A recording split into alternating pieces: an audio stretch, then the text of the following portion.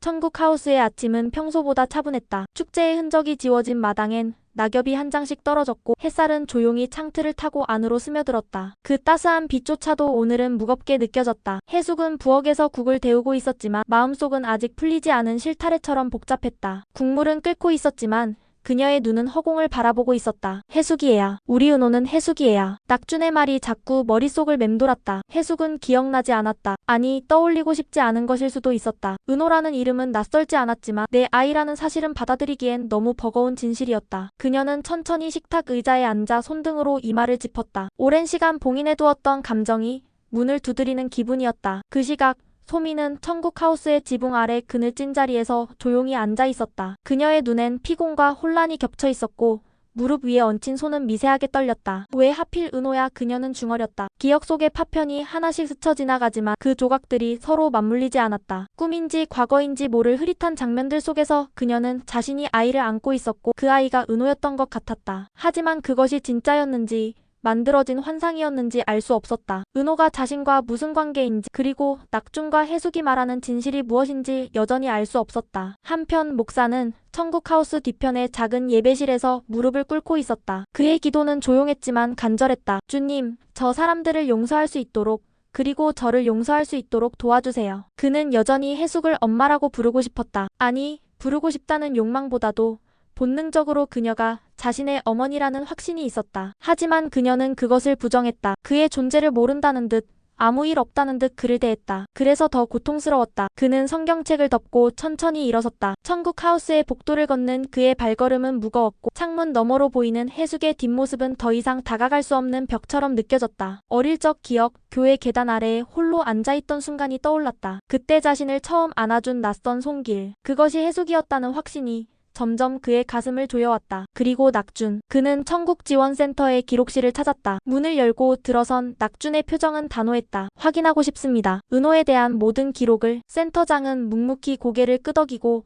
오래된 철제 서랍을 열어 하나의 기록 파일을 꺼냈다. 그 안엔 사진 몇 장과 서류 그리고 지상에서의 복잡한 관계 기록들이 포함되어 있었다. 낙준은 조심스럽게 파일을 열었다. 그의 손이 한 장의 사진 위에서 멈췄다. 거기엔 젊은 시절의 해숙이 어린아이를 안고 있었고 그 옆에는 자신이 서 있었다. 카메라를 향해 어색하게 웃는 두 사람, 그리고 그들의 가운데 있던 은호. 이건 어떻게 낙준의 손이 떨리기 시작했고 그는 조용히 입을 다물었다. 기억은 없지만 감정은 반응했다. 따뜻했던 품, 낯설지 않았던 아이의 미소. 그는 숨을 크게 들이쉬며 말했다. 이 아이가 내 아이였던 거야? 천천히 은호라는 이름을 둘러싼 모든 조각이 움직이기 시작했다. 그리고 그 진실은 또 다른 고통을 데리고 천천히 다가오고 있었다. 기록실에서 돌아온 낙준은 한동안 말이 없었다. 그는 천국 하우스 뒤편의 정원 한켠에 앉아 사진 속 은호를 바라보며 깊은 숨을 내쉬었다. 왜 지금까지 아무도 말해주지 않았을까? 그가 조용히 중얼였을 때 해숙이 조용히 다가와 그의 곁에 앉았다. 낙준은 사진에서 눈을 떼지 못한 채 물었다. 정말 기억 안 나세요? 해숙은 고개를 천천히 저었다. 정확히는 생각나지 않으려 애썼던 것 같아. 그녀의 목소리는 떨리고 있었다. 그 아이, 나랑 함께한 시간이 사라진 게 아니라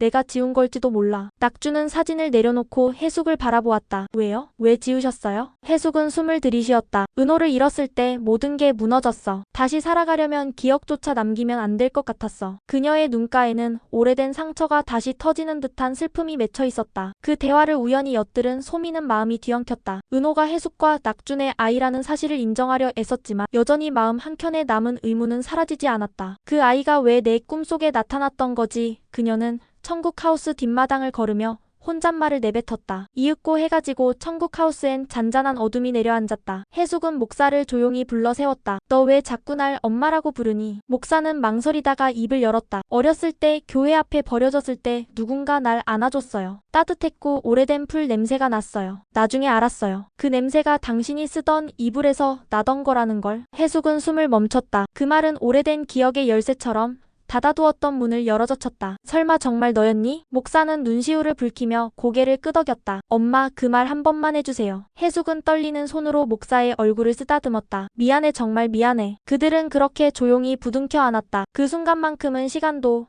죄책감도 잠시 멈춘 듯 했다. 그 시각 소미는 다시 꿈속으로 빠져들었다. 이번엔 더 생생했다. 그녀는 한 아이를 꼭 껴안고 있었고 아이는 그녀를 엄마라고 부르고 있었다. 꿈에서 깨어난 소미는 침대에서 벌떡 일어나 중얼거렸다. 아니야, 은호는 나의 아이였어. 이 기억은 만들어진 게 아니야. 그녀는 달려나갔다. 낙준이 마당에 홀로 앉아 있었다. 낙준씨, 저 기억났어요. 은호는 제 아이예요. 낙준은 천천히 고개를 돌렸다. 무슨 말이에요? 소미는 숨을 몰아쉬며 말했다. 그 아이가 날 엄마라고 불렀어요. 꿈이 아니라 기억이에요. 나는 은호를 직접 낳았어요. 내가 엄마예요. 정적이 흘렀다. 낙준은 일어나 그녀를 바라보았다. 그 눈빛엔 충격과 분노, 그리고 무언가 설명할 수 없는 복잡한 감정이 뒤엉켜 있었다. 그게 사실이라면 왜 해숙 어머니와 내 사진 속에 은호가 있죠? 소미는 대답하지 못했다. 혼란은 더욱 깊어졌고 진실은 여전히 명확하지 않았다. 하지만 분명한 건 모두의 기억이 서로 어긋나고 있다는 것이었다. 그리고 그 틈 사이에 아직 밝혀지지 않은 진실 하나가 더 숨어 있었다. 다음날 아침,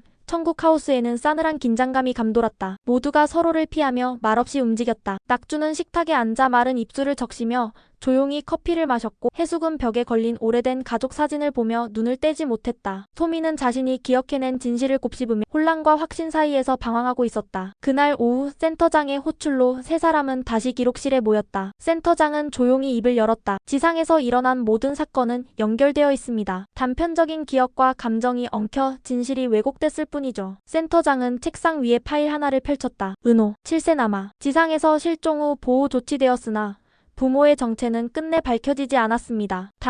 당시 아이의 손에 들려있던 펜던트 속 사진에는 여성과 남성이 함께 있었습니다. 펼쳐진 사진 속엔 젊은 소미와 낙준이 있었다. 사진은 해변가에서 촬영된 듯했고 두 사람은 환히 웃으며 아이의 손을 잡고 있었다. 이게 말이 돼요? 해숙이 숨을 삼켰다. 그럼 그 아이는 소미와 낙준, 너희 아이였던 거야? 소미는 입술을 달달 떨었다. 맞아요. 기억났어요. 우리가 함께였던 날들, 아이가 태어난 날, 첫걸음을 뗀 순간까지 그 모든 게 기억나요. 그런데 왜? 낙주는 사진을 바라보다 이마를 짚었다. 그럼 내가 왜 해숙 어머니와 찍힌 사진만 기억 속에 있었던 거지? 왜 센터에는 그 정보가 빠져 있었던 걸까? 센터장은 조용히 턱을 괴고 말했다. 기억은 감정의 필터를 통해 저장됩니다. 상실의 고통은 종종 감정을 덜어내기 위해 중요한 기억을 무의식적으로 봉인합니다. 그 순간 목사가 방에 들어왔다. 그럼 은호는 살아있던 건가요? 아니면 죽어서 여기 온 건가요? 정적. 센터장이 천천히 고개를 저었다. 은호는 환생 대기 중입니다. 현재 기억과 정체성은 모두 제거된 상태이며 여러분이 서로에게 어떤 존재였는지를 다시 정리하지 않으면 그의 다음 삶에도 영향을 줄 수 있습니다. 해숙은 부르르 떨며 말했다. 그 애한테 또 상처를 주게 될까봐 무서워요. 그때 소미가 조용히 앞으로 나왔다. 은호에게 진실을 전해줘야 해요. 그 아이는 우리가 사랑했고 지키고자 했던 아이였다는 걸. 그 순간 회랑의 문이 열렸다. 은호의 형체가 천천히 등장했고 아이는 세 사람을 차례로 바라보다 소미에게 달려와 안겼다. 엄마. 그 말에 모두가 숨을 멈췄다. 낙준의 눈가에는 눈물이 맺혔고 해숙은 입을 가리고 울음을 참았다. 기억이 없다고 하셨잖아요. 소미가 속삭였다. 센터장이 대답했다. 감정은 기억보다 오래 남습니다. 아이는 마음으로 기억한 거예요. 그 순간 소미의 등에 닿은 작은 손. 모든 갈등과 오해가 하나로 녹아들었다. 진실은 마침내 제자리를 찾았고 사랑은 시간과 기억을 뛰어넘어 다시 이어졌다. 은호가 소미의 품에 안긴 순간 마치 시간이 멈춘 듯한 고요함이 천국하우스를 감쌌다. 누구도 말을 잇지 못했고 그들의 눈빛만이 서로의 감정을 전하고 있었다. 낙주는 그 장면을 지켜보다가 조용히 뒷걸음질 쳤다. 그는 스스로가 그 아이의 아버지라 믿었지만 아이가 소미를 향해 엄마라고 부르는 순간